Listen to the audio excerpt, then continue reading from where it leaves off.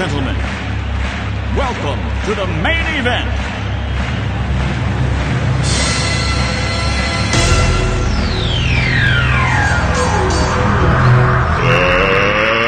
Let's get ready to rumble!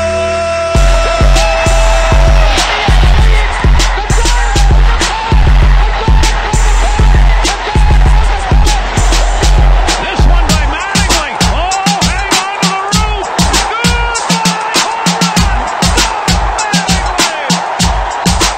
Montana looking, throwing in the end zone. 5 seconds left in the game. Do you believe in miracles? Yes! Little roller up along first. Behind the bag. He gets through Buckner. Here comes Knight, and the Mets win it.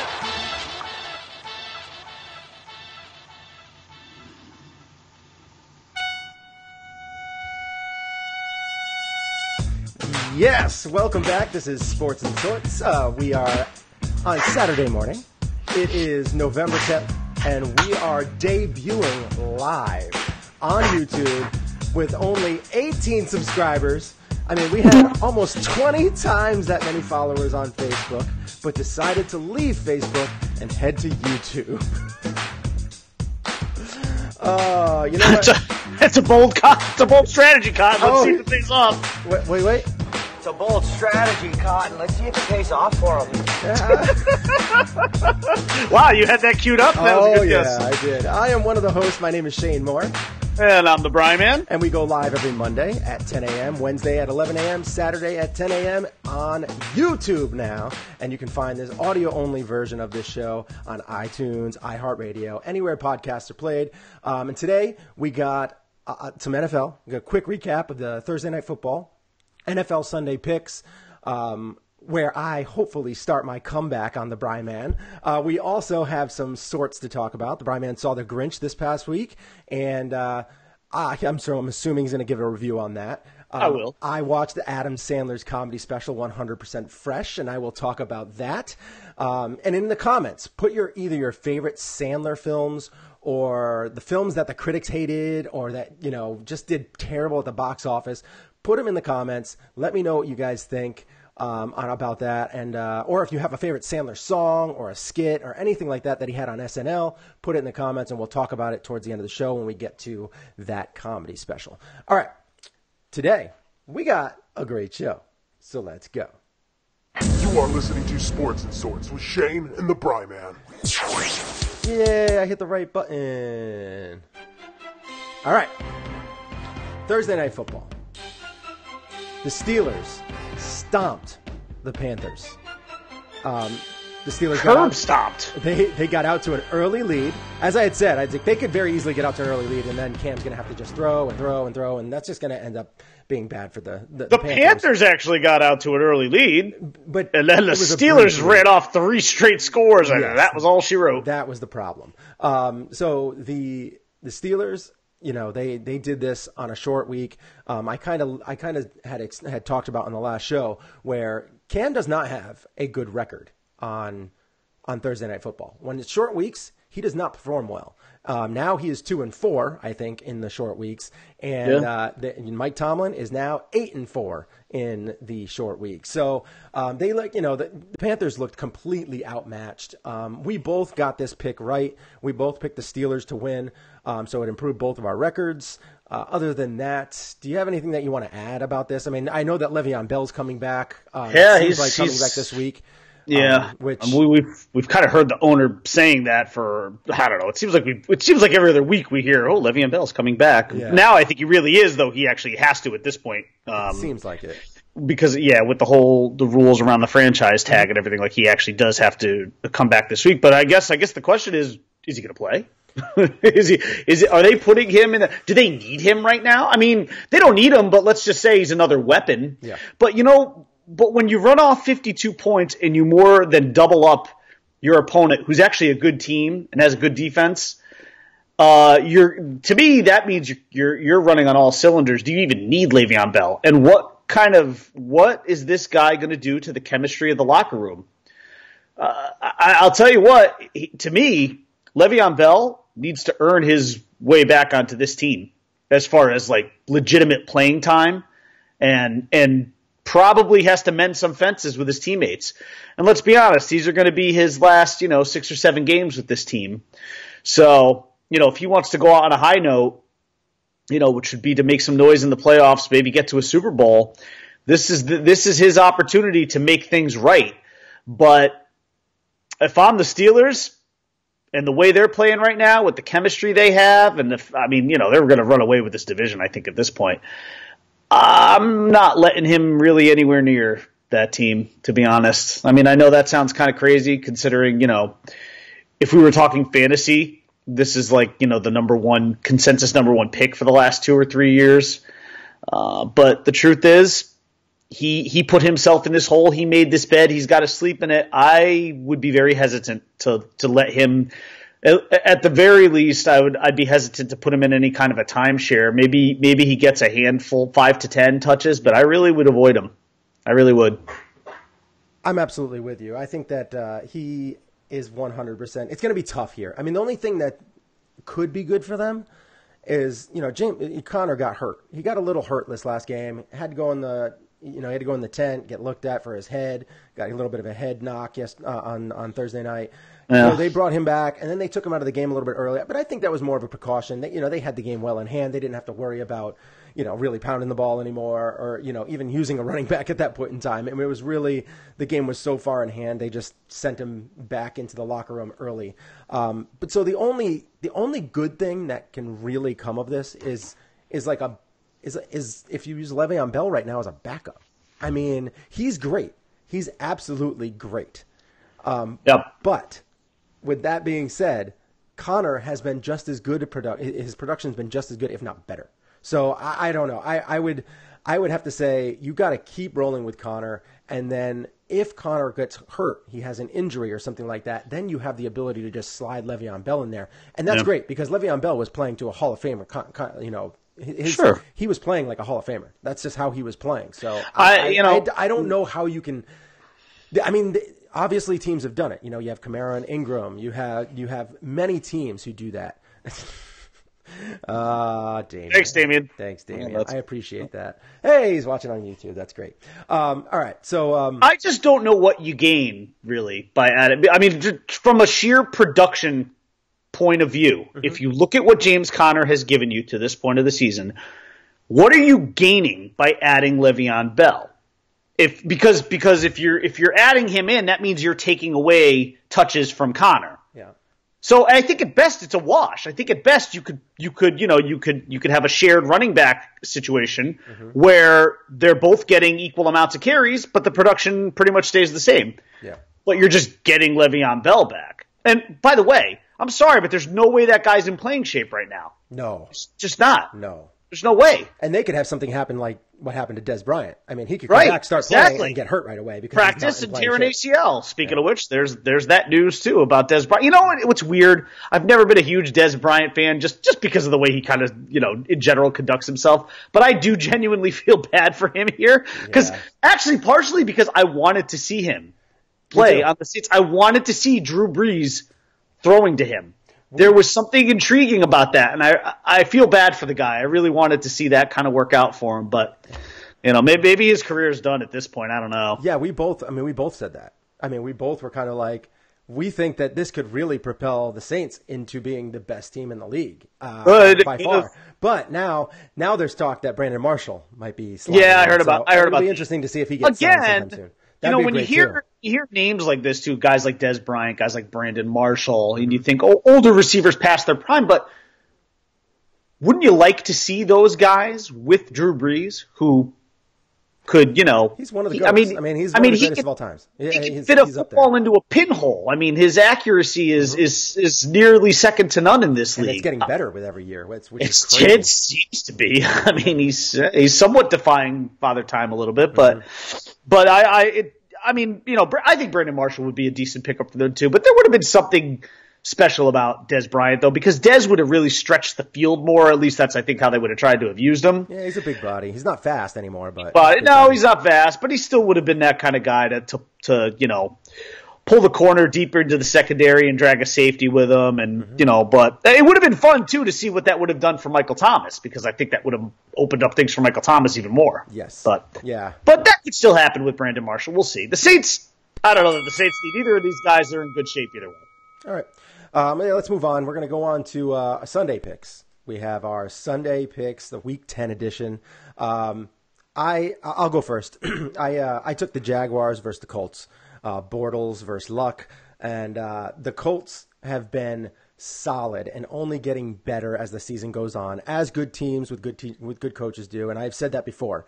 Good coaches and good teams get better as the season plays out. And I have said from the get-go that I think Frank Reich is the real deal. And I even defended him after that 4th down blunder that ended up losing the game early on in the season.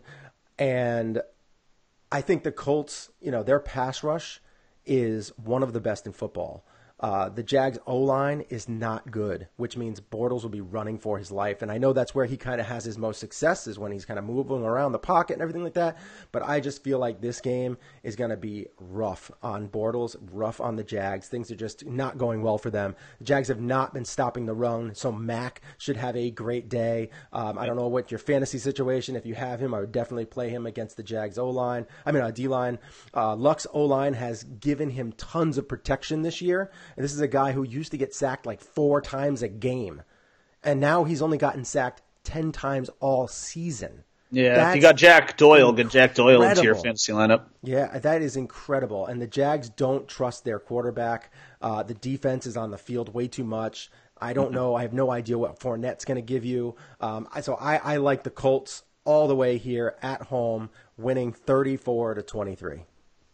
Yeah, it's so who would have thought to say if you have 2, 3, and 5 teams, which is I know it seems weird to me to hear somebody say, boy, if you've got somebody offensively that's going up against the Jags defense, play them. Yeah. you never would have thought right? That. It's just I think they're on the field too much, and they just are. Their defense is angry at the offense. I think that is causing some serious turmoil in the locker room.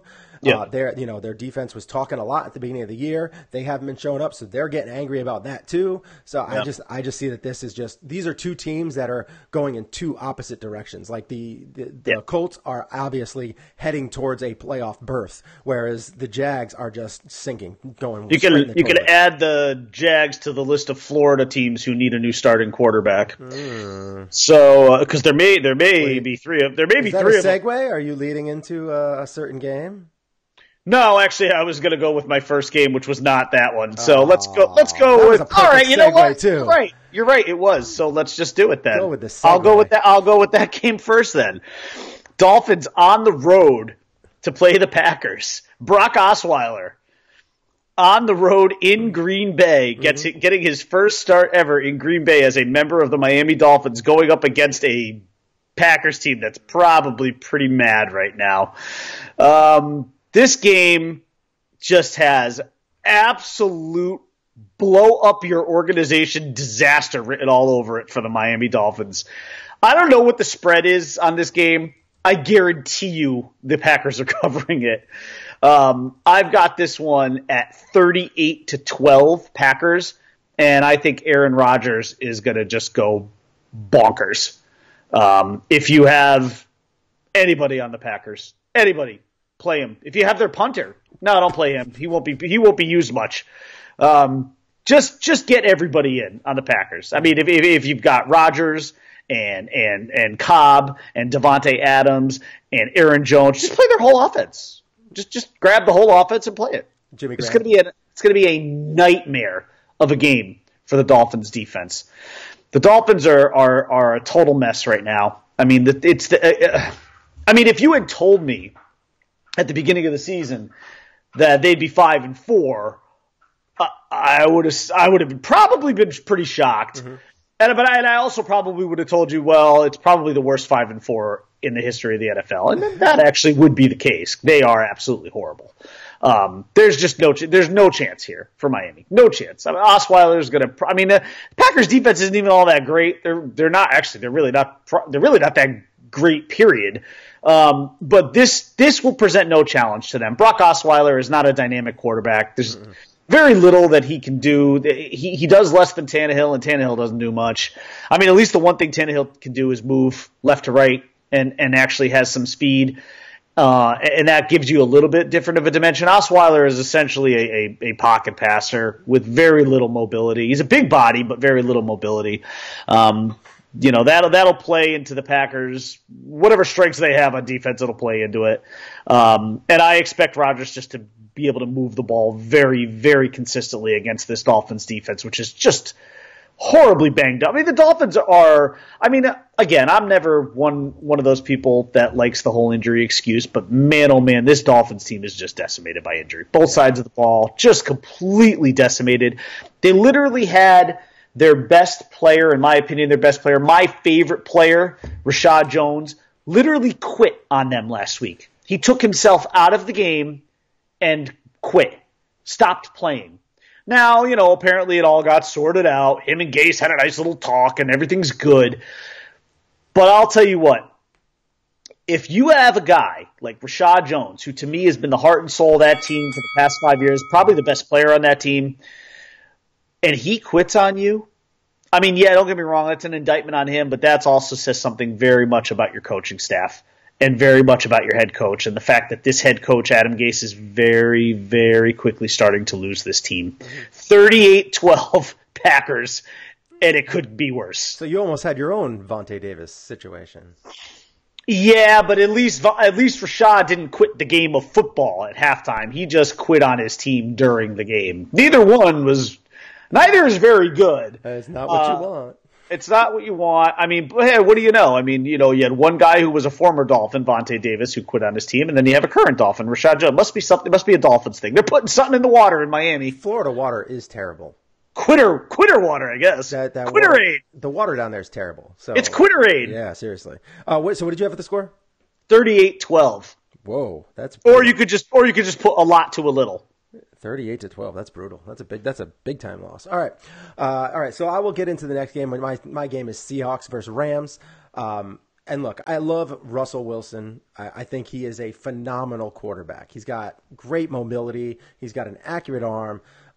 But even though he has a few weapons to throw to, his O-line is still not great. It is improving a little, but it's still not great. But the Rams are coming off a loss to the Saints. The Saints put up 45 points on this team.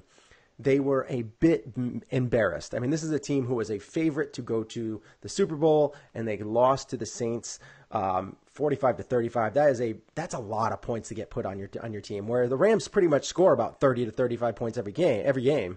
But to get 45 points put on you and kind of lose by 10, that's a big loss. So I expect the Rams to come out on fire. I think that their defense is going to step up and play to their potential. And look, that doesn't mean that they're going to shut the Seahawks out, because Wilson is very, very good and will get some points on the board.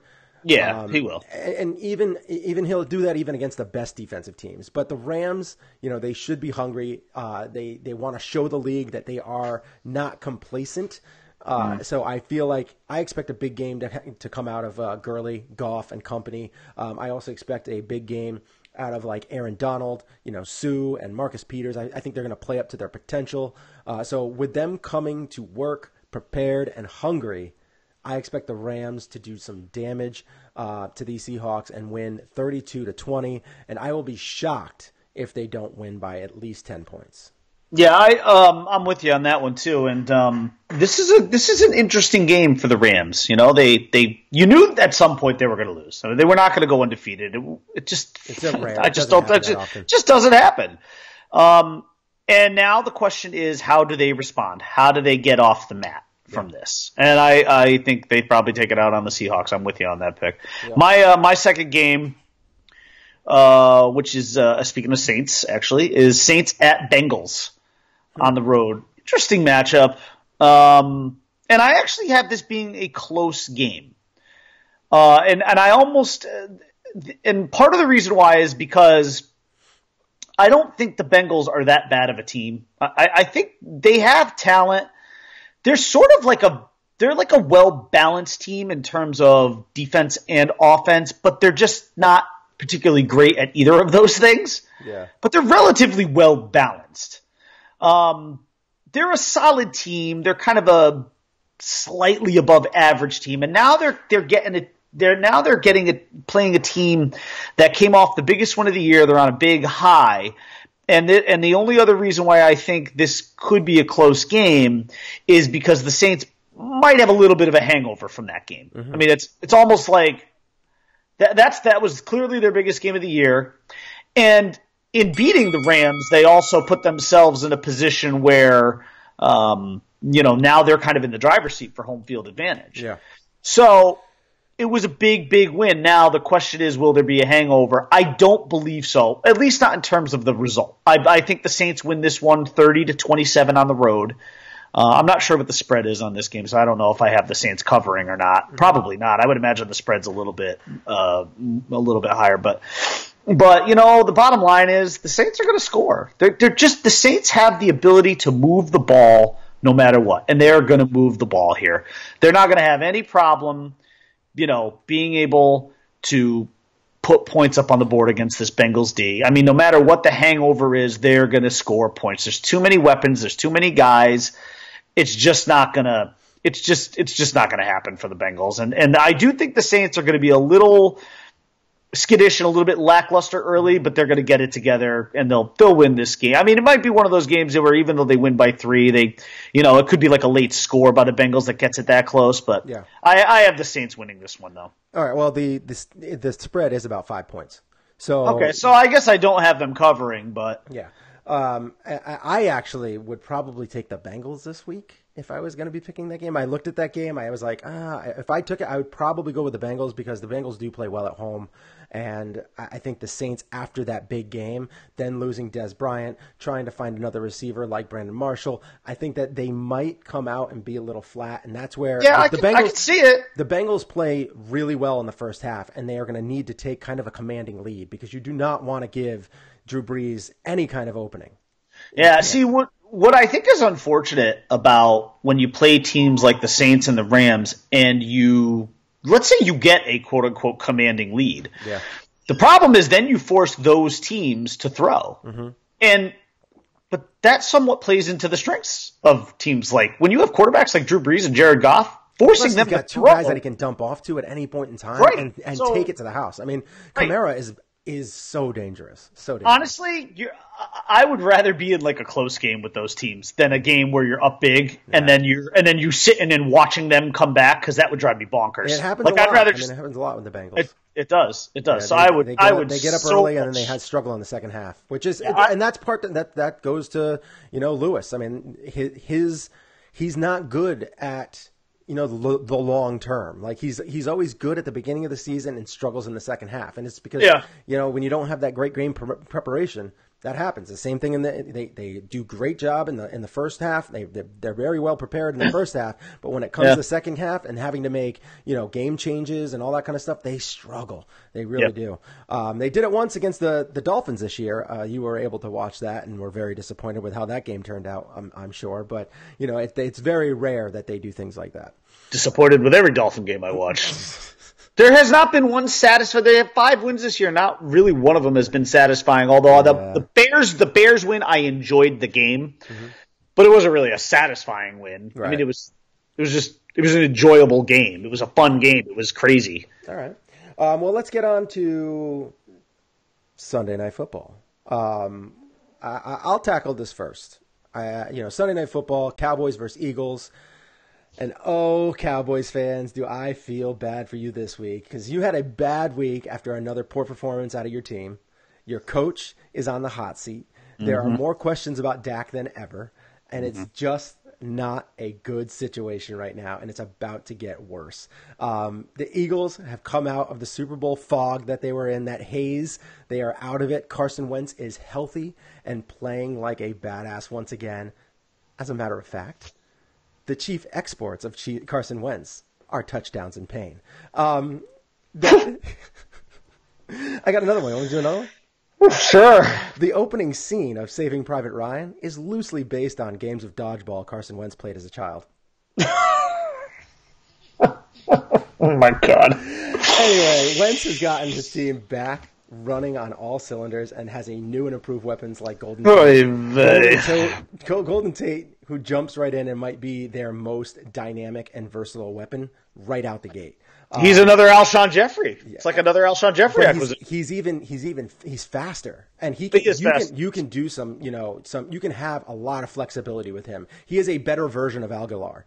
Then you head on over to the Cowboys, who should be good, and they added Cooper, and they should be better, and they actually have a legit team now, but still got embarrassed by the Titans. So they head to Philly on a short week. Again, probably to get embarrassed by the Eagles and Pennsylvania. I have the Eagles winning this game with relative ease, 28-17. I think the lead. This will end up leading to Jerry Jones getting a bunch of questions by the media, about Garrett, about Dak, which makes me happy because he keeps doubling down on these two guys, and that has to frustrate Cowboys fans so much. And since I still hold a little bit of a grudge from the 2 Super Bowl butt kickings that we got laid on us by them Cowboys, because I'm a Buffalo Bills fan, for those that don't know, I am very happy with the way that this has gone. I like having Jerry Jones in the seat over there. If I was a Cowboys fan, I would be so incredibly mad because obviously Garrett's not the guy. Obviously Dak is not the guy. He can have good games from time to time, but he's not the guy. He is a bottom third quarterback in the league, and you cannot double down on giving him a bunch of money for maybe $10 million a year, maybe. But you cannot give him Matt Ryan. You can't give him, Brady. You can't give him Drew Brees. You can't give him that kind of money. He's not that kind of quarterback. No, you can't even give him Bortles money because they obviously made a big mistake with Bortles. The market would probably dictate for a guy like Dak. I mean, I'm sure you won't agree with this. The market would probably dictate somewhere in the 15 to 17 million range. Well, if I was a Cowboy fan, I'd be ticked because I wouldn't do it. You need more pieces still. Especially with a quarterback like that, you need more. You need another good wide receiver. You need to be able to open the field more, and they just. I'm just saying that's what the market dictates because, like, for instance, Ryan Tannehill will get paid. Okay, so there's what the number is, but then there's the funny money side of it. So like his cap hit is technically $26 million, but really it would cost the Dolphins, I think, $18 million is what he will get paid next year if they don't cut him. I would not pay Ryan Tannehill $18 million. I'd cut him, free up that money, use it for something else, and draft a quarterback that you could pay basically almost nothing for 4 years. Yeah. That's what I would do. And if I were the Cowboys, I might do the same thing. I don't know. As far as the result of this game, I'm with you. I actually have Eagles 34-21. It would be interesting if the Cowboys won just because of the absolute cluster it would create in the NFC East. Because right now you got Washington at 5-3, you got Philly at 4-4, and you got the Cowboys at 3-5. You'd have 2 4-5 teams. I don't think we need to worry about this. I think the cream is starting to rise to the top here a little bit. The Eagles are going to get it. They've got out of their haze. And look, the Eagles made a big acquisition last year that got them into a Super Bowl. His name was Jay Ajayi. You're welcome. And then this year they went and they snagged Golden Tate, which.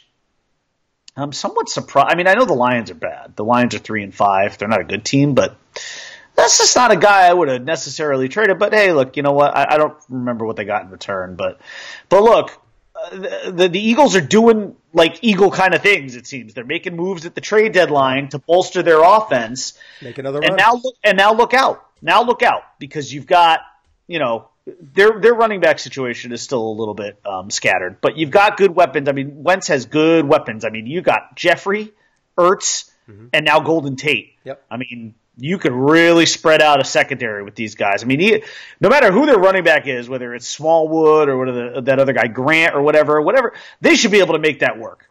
I mean, those guys just need to be able to be like somewhat effective for this offense to work well. And I actually think Golden Tate will have a good game this game. Like I said, 34-21 Eagles. Cowboys are just kind of a mess. It's falling apart. The whole thing's falling apart. We talked last week about whether or not they should last week I think it was on Wednesday, whether or not they should move on from Jason Garrett. I think you and I both agreed that they should. And I think that's going to happen after this year. I think that the Cowboys are going to be 3-6, and you're going to have fans starting to finally call for some heads to roll. Yeah, I think it's going to be. It might happen as early as within the next couple of weeks. If they Yep. really start getting, if they start getting beat by double digits on a regular basis, it could happen sooner than later. Which if I was a Cowboys fan, I'd be happy about. All right, let's see what we got here. All right, you know what? We're going to take a quick break. Throw our commercial on.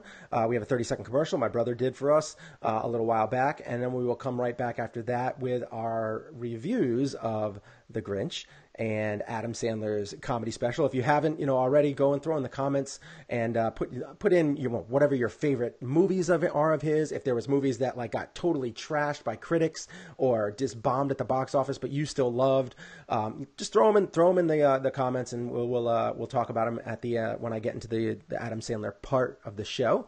And then we also have a little bit of talk about some MLB players retiring. We'll get into that. Maybe their Hall of Fame candidacy. All right. So we will. I like that, Damien. All right. We'll talk about that a little bit, but we'll be right back after this 30-second commercial. All right. 2 seconds. 30 seconds. Not 2 seconds. Pebbles drop deep to left field. Going back towards, looking up. See ya. 3,000. Ladies and gentlemen, welcome to the main event.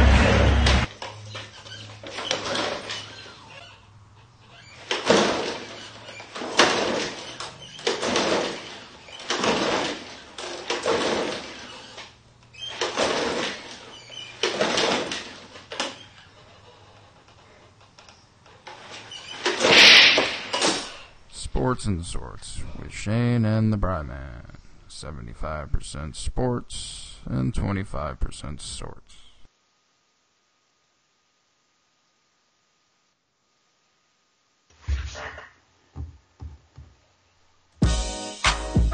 We're back. Yes, we are. All right. So we got to talk about The Grinch, man. We got to talk about that because you watched it. You got to see it early. I did. I'm interested to see how it goes because I've been kind of intrigued by this movie. Obviously we have the original, the Christmas with the Grinch. Yeah. We have the original Grinch, which was it's an all-time classic. All-time classic. Yeah. And then you have Adam.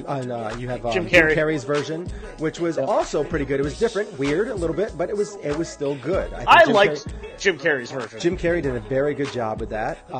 That was directed by I think Ron Howard, which was very weird because it was very kind of like that the Planet of the Apes movie that they had with Mark Wahlberg with their makeup and everything, and it's just a little strange looking, but still very well done. It was good. It had all the moments that you wanted from a Grinch movie. Yeah. So I'm very intrigued because this is a purely animated film. It is. Yeah. Much like the original, but in modern day animation. How was it? How was the movie? So it was an interesting movie. It wasn't great. I went in with sort of a tempered expectations because honestly, I didn't love any of the trailers for it. Really? Yeah, I really didn't. I mean, I still wanted to see it because I love the Grinch, but I didn't quite go in with, big high expectations. And that probably was good. I think that actually probably set me up for success a little bit. Because it was a solid movie. It was not great. If we're going to give it a Cinebros score, I'm going to go 6.5 out of 10. Really? But I would, low, but, huh? but I would still see it. Well, there were some things that disappointed me. One, as mean as he wasn't quite mean enough for me. I wanted him to be actually meaner. And there are some scenes like when he goes into town and he actually has to go grocery shopping because he realizes that he's been binge eating because of how unhappy he is. So he has to go into Whoville to go grocery shopping. And he kind of as he's walking through the town, he's being mean to people, and he gets into the grocery store and he's mean to this one woman who's trying to grab I call a woman a who, a she who, a who she. So she's trying to reach something on the top shelf, and he goes and grabs it himself, and he's like, I think I want this, and then he decides he does it, and he puts it back, and she still can't reach it, and then he kicks the thing, and it falls off the shelf, and it cracks on the ground or whatever. But he just wasn't as mean as I wanted him to be. Right. And I mean, obviously we know how mean he is in the original animated cartoon, and we know how mean Jim Carrey is in that. And this was just like a step lower. And I wonder if it was because this movie was definitely truly catering more to kids, than anything else. The other thing that kind of bothered me too is that it took a while for this movie to kind of ramp up. The first half hour was a bit of a struggle for me. It was just really slow starting. Once you started to get into the whole, okay, he just can't stand these Who's anymore. He's going to steal Christmas from them. Then it starts to go into the whole Grinch pattern. And it got better from there. But it took a little while to get there. It was tough.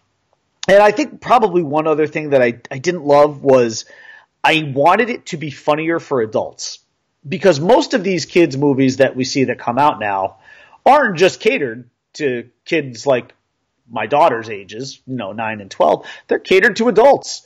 They make you laugh. They make adults laugh. I had a few moments where I laughed. I actually was probably the person who laughed the most in the theater. There was like a row of teenagers in front of us who were actually more on their phones than they were even watching the movie. And I actually think I laughed more than my girls did. Some of it was forced laughter. I was really just like hoping it would be a little bit funnier.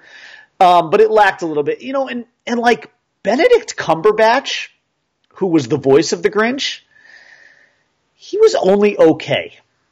Like, his voice wasn't mean or sinister enough for me. And again, maybe I approached this movie the wrong way, because thinking it was going to be a little bit more catered to adults than it was, and it just turned out to be honestly more of a kid's movie, which is fine. And I think actually it will appeal to a younger crowd. So I think like kids younger than mine would probably like it more. Maybe in that 4 to 6 year old range, 4 to 8 year old range, might like it a little bit more than like my 9 and 12 year old said they did like it quite a bit. And it was a decent movie. The dialogue was good. There were some characters that I really liked. I don't remember the character's name, but it was the one voiced by Kenan Thompson, who was really funny. I really liked him a lot. He thought he was like the Grinch's best friend, and he like loved the Grinches, and he like loved Christmas. He's just sort of like this big kind of happy guy that lived on sort of like the outskirts of Whoville. Yeah. And then the other really great character that did not speak at all was the reindeer that the Grinch tries to get to be the reindeer for his sled, even though we all know it ends up being Max, of course. Mm-hmm. But the reindeer is great because it's like at one point in the movie, he's this really big fat reindeer. He's really fat. And at one point I turned to the girls and I'm like, that reindeer looks like Sven ate Sven. And so then my girls like are laughing in the middle of the movie at nothing that's funny. And I'm like, this reindeer is so fat, but he's great. He's like gloriously fat. Like right. Morbidly obese fat. He was a funny character without really any lines because he was a reindeer, so he didn't talk. But not a bad movie. Like I said, 6.5 out of 10. Some enjoyable moments. Of course you do like hearing some of the Grinch music, and that's great. But yeah, I mean, would I go see this opening weekend? No, I'd probably wait closer to Christmas, to be honest. Yeah. All right. I had to kind of my contractor showed up in the middle of this. Oh, okay. I hope he liked my. No, he didn't hear you. He didn't hear you. Cause you're on just in my headphones right now. But whatever it is, what it is. So I have that question though. I mean, because you said your kids liked it. Do they like the Ron Howard version? Do they like the original version? They have had seen at least the original version. They have seen the original version. I think they're both into that probably a little bit more. I don't even know if they've watched the Ron. I think they have. They've probably seen it in bits and pieces. But Cameron's seen it. I know that. I don't know if I've seen it, but yeah, I mean that's not one that it's certainly not one that resonates with them. Yeah. I would say the original one probably resonates with them more than anything else. Okay, and you think they probably like that one better, like it, or is it? Just... I would say probably. I didn't ask them, but I mean I did ask them multiple times after the movie. Did you enjoy it? And they said yes. So that's good. They liked it. I mean, they liked it. And Caitlin, who's 12 now and kind of like, going on 35, she's, she could be kind of obnoxious and sort of, be like, well, I didn't want to see this anyway. And she kind of, actually, the funny part is, the only reason I even went to see it was because my Cinemia app got activated on that day. Yeah. And I was like, I really want to try it and see how it works. Because I was getting tired of MoviePass. MoviePass, I don't know if you know, MoviePass. MoviePass is a total disaster. Yeah. So I replaced it with Cinemia after doing a little bit of research. Mm-hmm. And so far, so good, actually. It's a little bit clunky of an app, and it requires a little more work than MoviePass, but it does what MoviePass should be doing, which is giving me 3 movies a month for $9, and that's it. It was actually pretty cool. So I should tell you though, real quick thing on Cinemia. If anybody is interested in Cinemia, it's a good app. Yep. But there is a little bit of a caveat with it in that you actually have to book the movie though. See, whereas MoviePass, when you scheduled the movie, you checked it in through the actual app, and then the money got put onto your debit card. Through Cinemia, you go through the app, but then you actually have to go through like Fandango or Atom or one of those. You get hit with the service charge of like $1.70 from Fandango. However, I found out through a little bit of research, a little trick. If you book the movie through Fandango but through Facebook, Facebook pays for the convenience charge. Really? Yes. So if you go into like Facebook's Fandango page, and then it actually takes you to like the outside website. Now the convenience fee still shows up on there, but your credit card does not get billed with that. Weird. Yeah, Facebook picks it up. They pick up the $1.70. I don't know how long that will last. Supposedly that was like a limited time only thing, but it's been going on for a while, I guess. So, so if you book through Facebook through Fandango via Facebook, that's how. And I have to go through Fandango because Fandango is the one that has my local movie theater. Yeah. So, and then what happens is like, when you go into Cinemia and you sign, you have to actually manually put, like, okay, so that movie was 6:00 on Thursday. So I had to go into Cinemia. I had to pick the movie theater, which was the Mansfield movie theater. Then I had to put the time of the movie in, which was 6 p.m. They didn't actually even ask what movie it was. It's just 6 p.m. at that movie theater. Then it produces a temporary credit card number. Wow. You copy and paste. It's a little bit clunky. You copy and paste that credit card number into Fandango and it gives you like an expiration date, and it gives you like a CVV, just like a regular credit card would, right? And you complete the transaction through Fandango, and that's how it works. But it does work. And then when you get into the movie theater, then you check in. Weird. That is pretty clunky. But if it works, it works. I mean, it works. It does work. It does work. All right. So, okay. Well, let's get into mine. We'll talk about Adam Sandler, his comedy special, 100% Fresh. That's what it's called, 100% Fresh on Netflix. The special was, I really liked it. It was really funny, but it was done differently than most comedy specials, and I loved this new take. And man, it really was funny. It had a lot of great songs, a lot of great new songs. He talks about his wife, and oh my God, he goes on for several minutes about a couple of things, and I was dying, absolutely dying. He also has like several songs and jokes that you can kind of see where it's going, but they still make you laugh because it's Adam Sandler, and the way he delivers it still makes you laugh. He even has a hilarious space song with a special guest appearance that's hysterical. These are things that I think you're going to really like. I think if you get the chance, you should really check it out on Netflix. But Bryman, there is a moment during this special that will bring you to tears. Okay. I don't want to go into too much detail, but it was a Chris Farley tribute, and it was very well done. Very well done. Okay. And it doesn't make you sad. It's kind of like, it's just there. He does a really good job with it. You get kind of even fired up in certain moments, and you laugh. And you also there's a point where he talks about something, and you if you don't well up, you got issues.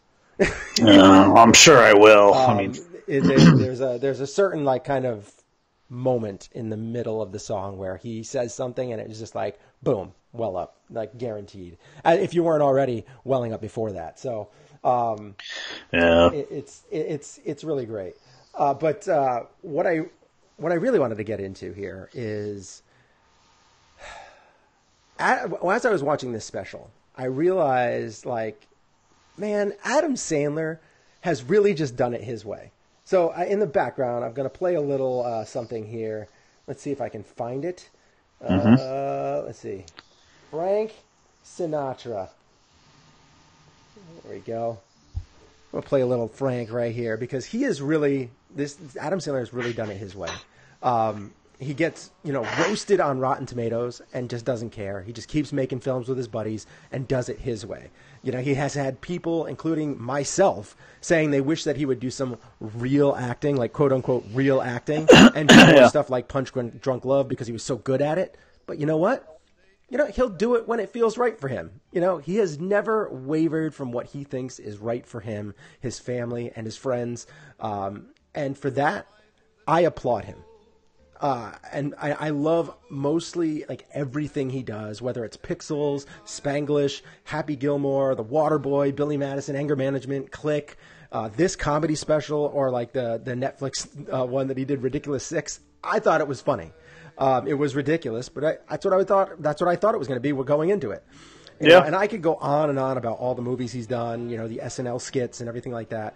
I like or love them all, and truly applaud Adam Sandler for not selling out and doing what others want him to do. Yeah. I had said before, we this is all new. We're on YouTube for the first time. We don't have as many people watching the show as normal, but it's going to be a struggle at the beginning. It's going to be a little bit of struggle. Damien's watching, and he actually had said that he put 3 movies: Waterboy, and then Waterboy, in that order. He loves that, and that's a tremendous movie. That was a parody of a movie that it's a football movie that he's having a lot of fun with, and there were scenes in that movie, a joke of a movie. There were scenes in that movie where I jumped out of my seat. I was all fired up by the hits that he was laying on other people, and after people talking smack to him, and then he just goes and lays them out, and you're like, yeah, and this is a comedy. You're not supposed to be doing that during a comedy. It's like that area. It always reminded me of that Terry Crews office linebacker commercial. Yes, where he's just smoking people in it all. Yes. The hits were great.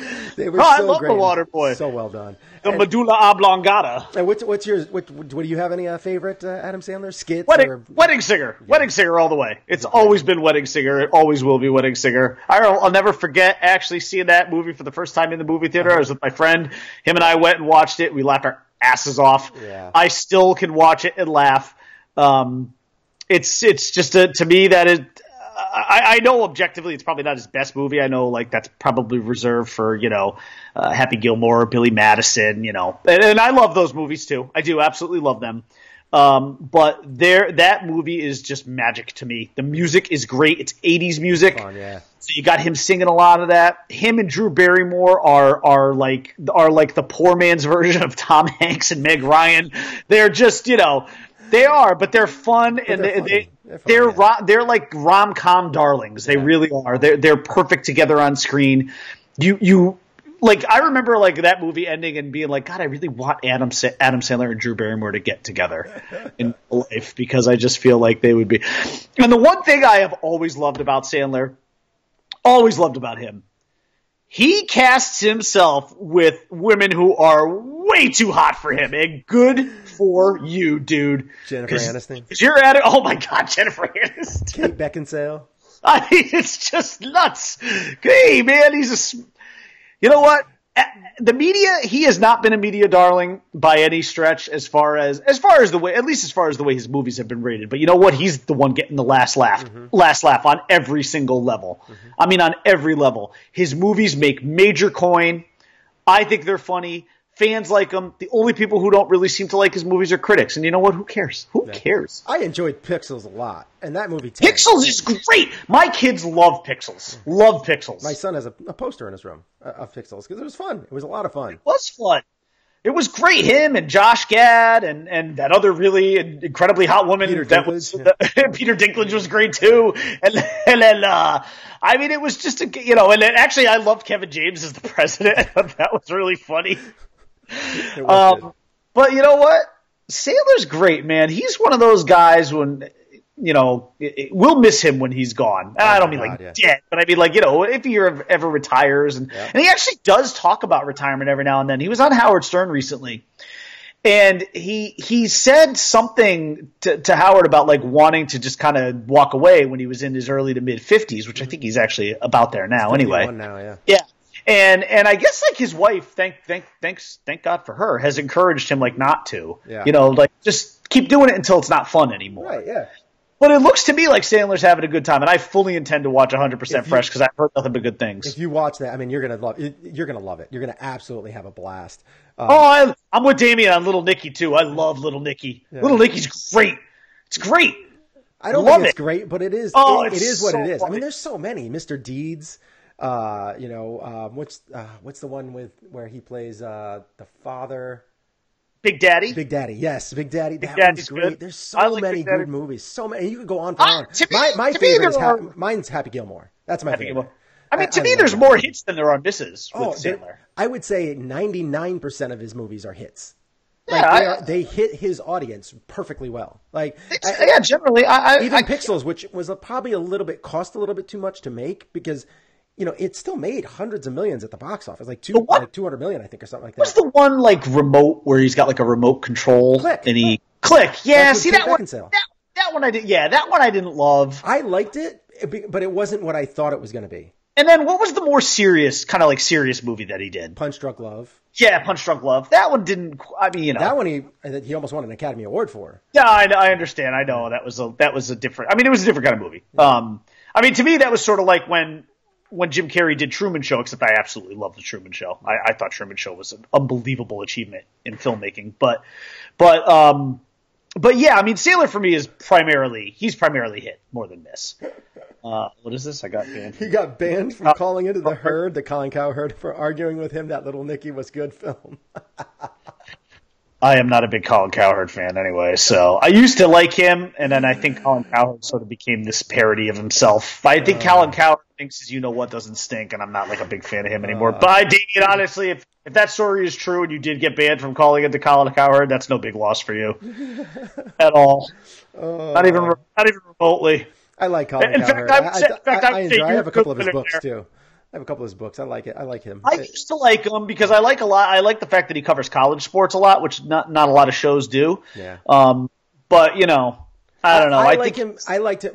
I used to listen to him religiously when I was younger. When I was in my early mid-20s, I used to listen to him all the time. But then I think he was better. There was a point where the NFL was just getting so popular. Basketball was still pretty popular, and and he just kind of gave up on baseball. He was like, I'm done. Baseball's over. There was a point where the Yankees weren't winning on a regular basis. And he's like, it's not entertaining enough for my fans. My fans don't want to hear it. So I'm not going to talk about it. Yeah. But now he's starting to get back into it because the Yankees are good again. But I don't listen to him anywhere near as much as I used to. But I do have a couple of his books. His books are really good. They're entertaining. They're funny. And he does have a lot of good points. But and he even calls himself out from time to time, which is good. And when he's wrong, he'll come on air and say, I was wrong. And he does it. I think he has actually a segment now where he does that, where he calls himself out. It's where he was right and where he was wrong.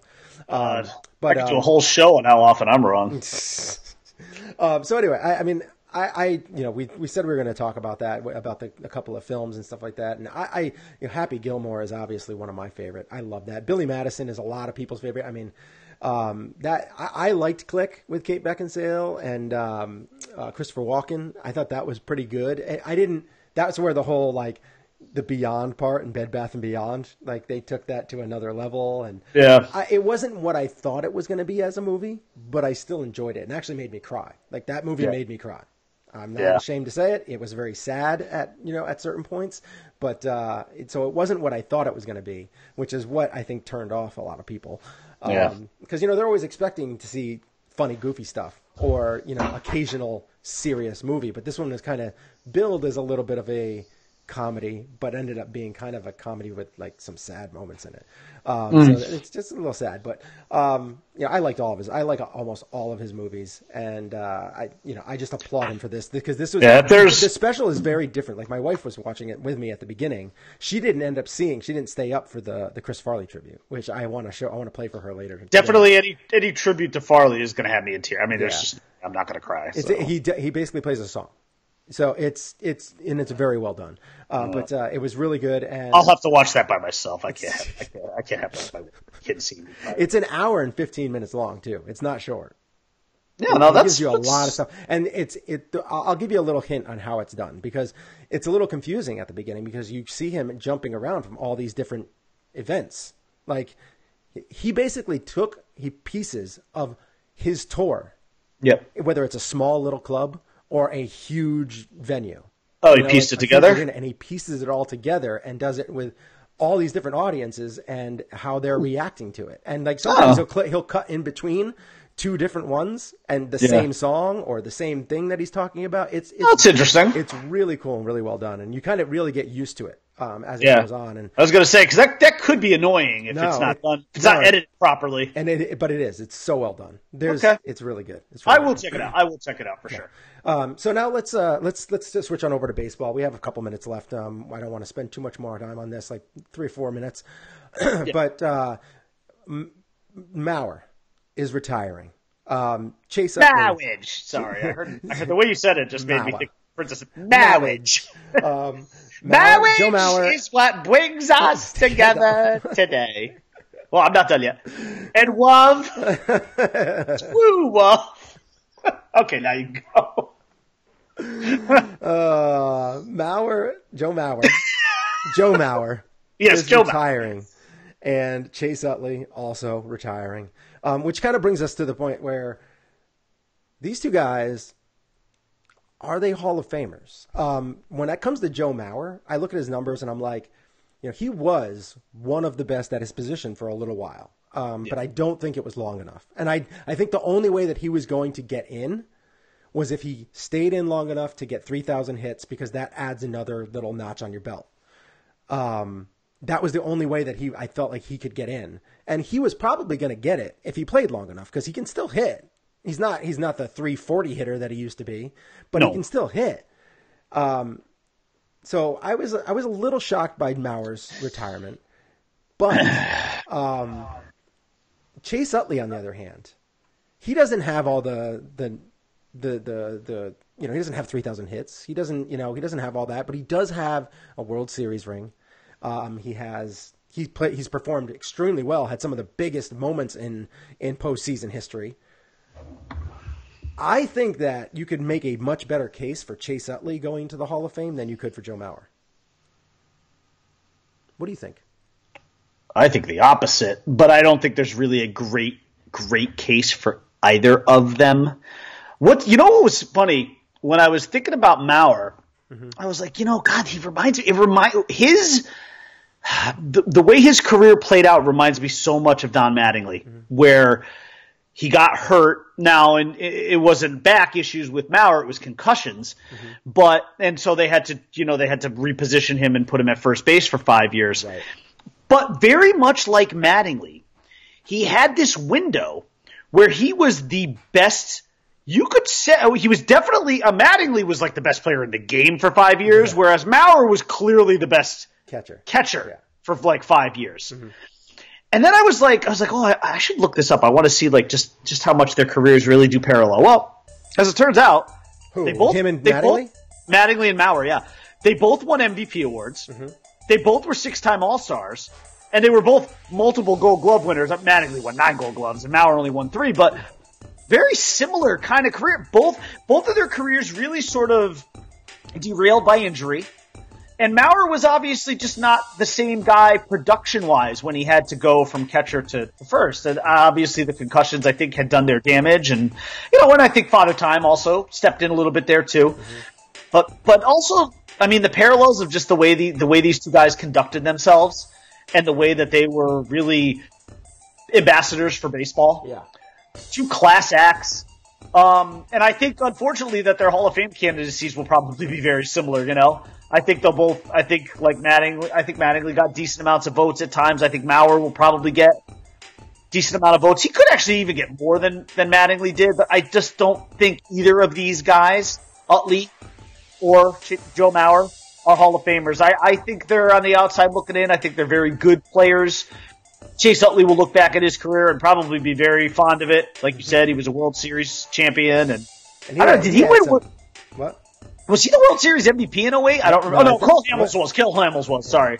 But, you know, Utley was a big part of that World Series. And I remember Utley driving us a little bit nuts in the 09 World Series, too. Yeah. He was a really good player. He could hit a lot of bombs. Really good player in clutch moments. Yeah, he did. I remember the game one that he hit, and I think he hit another one in I don't know. He hit one in Philly, I remember. But yeah, both very good careers though. But to me, Mauer, I'll miss Joe Mauer. He was just a class act, a really good player. Loved the way he handled himself on the baseball field.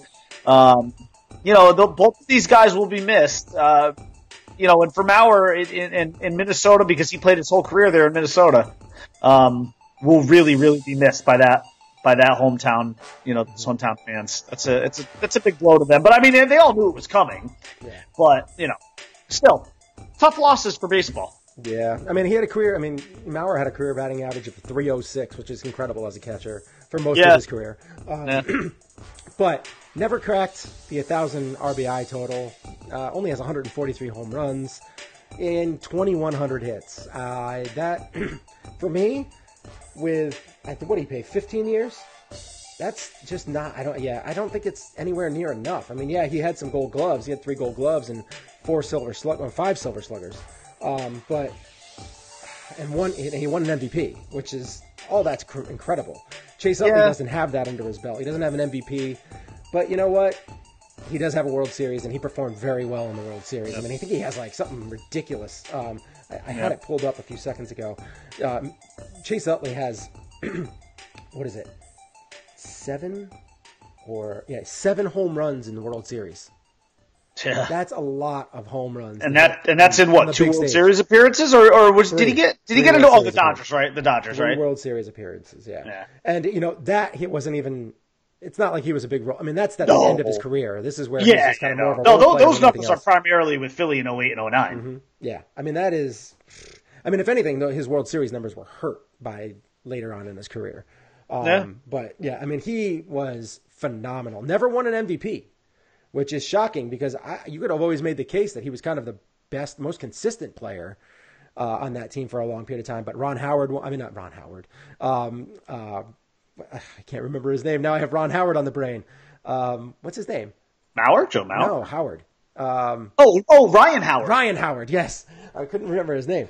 Ryan Howard, you know, he got an MVP. Rollins got an MVP, and he was the one that was left out. But he was top 15 MVP 1, 2, 3, 4, 5 times. Multiple All-Stars. He has several Silver Sluggers under his belt as well. I think he has 4. You know, very, very talented, but he never won a Gold Glove either. So I'm with you. I don't think either will get in. Maybe Mauer. I don't think he should. I just, when I look at his career, I think that he had a span of 5 years where he was just great, but he only had 1 year where he had some power. And everything else was just it was good, but not great. Yeah. You know? You know, and again, my whole thing with the Hall of Fame is in general, if you ask me a question about a guy and I don't respond right away that he's definitive Hall of Famer, then in my opinion, he's not. And so right. I had to think about both of these guys, and I'm like, if you have to think about it too much, then they're not. Yeah. They're really good players. Really good players. I'd love to have get some votes. The career. Well, of course. I mean, you'd love to have the careers that these guys had. Why not? Mm-hmm. I mean, you know, to me, one of the best careers that anybody ever had that's not going to be a Hall of Famer would be Paul O'Neill. I mean, he's not a Hall of Famer, but holy crap, wouldn't you have wanted his career? Bernie Williams. I mean, wouldn't you have wanted these guys' careers? Posada. They're not going to be Hall of Famers. Martinez. But I'll take their careers. But Paul O'Neill's, especially, I mean, he won titles with 2 teams. 2 teams. You know, he won a batting title. He had a great career. Great career, but is he a Hall of Famer? No. But but man, you would take his career in a heartbeat. David Cohn, another guy who's not going to get in, but wow, what a career. Holy crap. Matsui, he had a great career with the Yankees. Oh, Godzilla. Yeah. My boy. Yeah. I miss You know him. what? Before we leave, I actually pulled something up recently. I want to see if I have it still. I took a snapshot of you. Let's see if I can find it. I'm gonna see if I can pull it up real quick. I took a snapshot of you recently, but it was from old. It was an older show that we did. One of the first shows that we did. I can't find it. I don't know what I did with it. Did I put it in here? Was I smart? Did I put it in this? No, I didn't put it in here. So I took a picture of you, and it was Okay. I was shocked by your face. Wow. Why? What about it? Because the beard length that you have grown is quite impressive.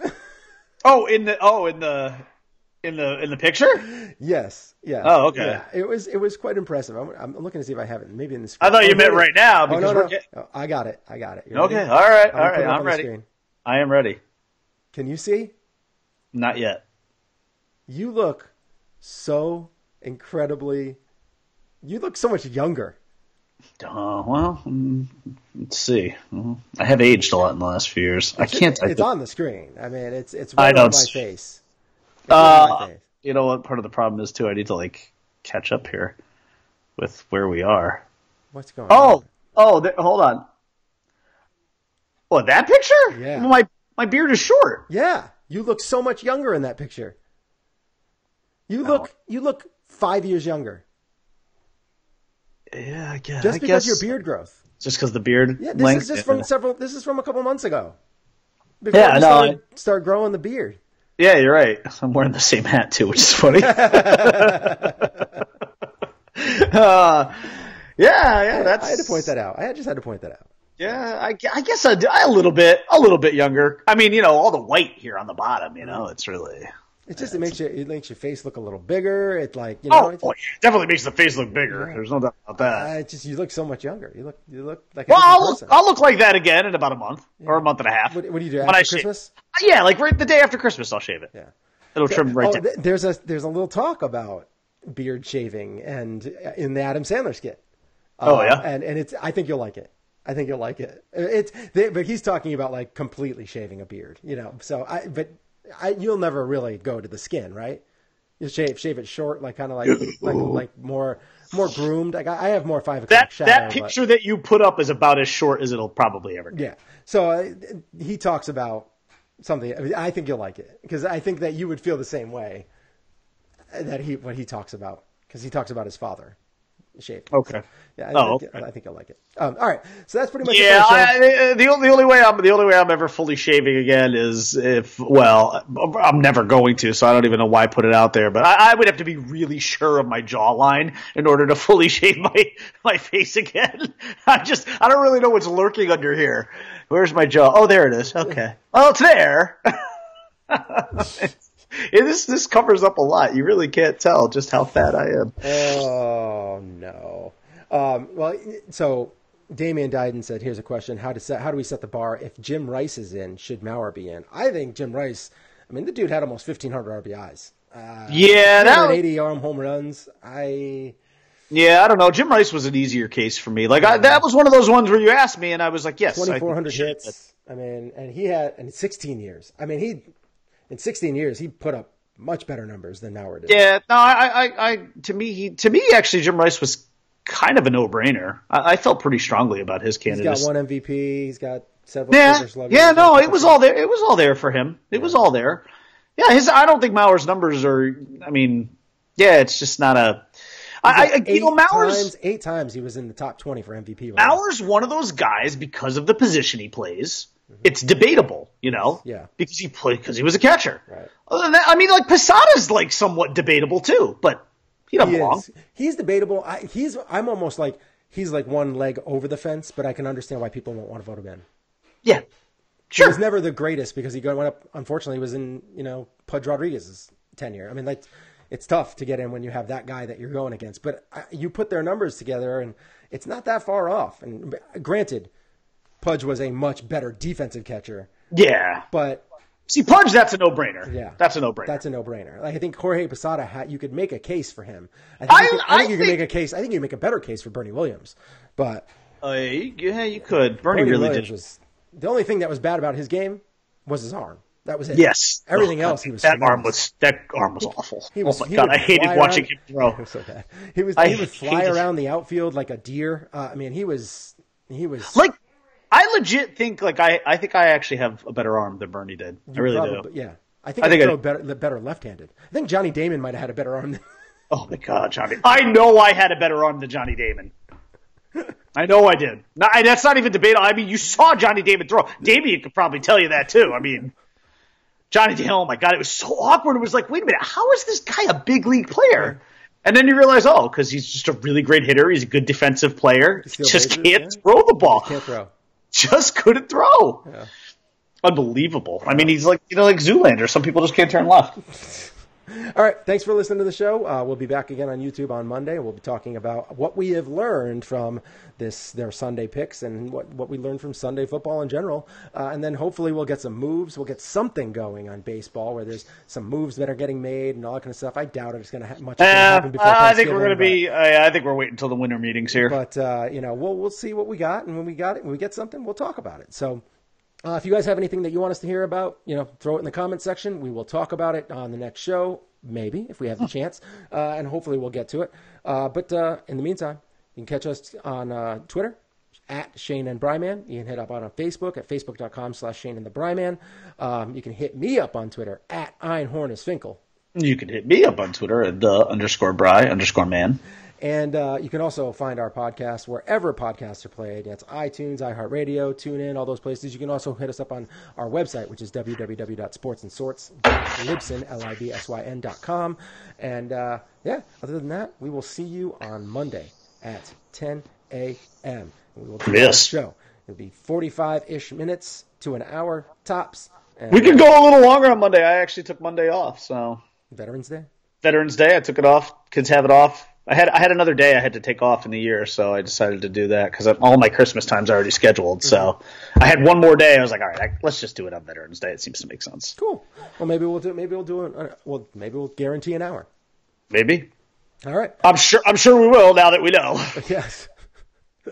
All right, so we will talk to you again then, and be sure to subscribe to our page, because if you haven't yet, it's the one way that you can get alerted to when we go live, because we are going to be doing some new things. I have a couple of things in the works, some irons in the fire here, and we are going to be doing something different. I've been talking over with my brother. My brother directs some stuff from time to time, and he did our commercial, and he's going to be working on some other stuff there too. We're going to be posting our commercials always on YouTube. Then we'll throw them on the social media and stuff like that. But he and I are working on something different. Kind of more in tune with the sorts side of this, sports and sorts. But it will still have some sports involved. And it's going to be more of seasons. It's going to be more of a season type thing. Like we're going to have like 10 to 15 episodes or something like that. So I'm very excited about that. My brother and I are going to keep talking about it, ironing it out, and figuring out how we're going to make this thing work. And I'll keep you posted, a little teaser style here and there. But we're going to get that going hopefully at the beginning of next year.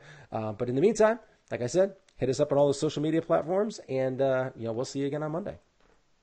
Stay classy, Planet Club. Peace out.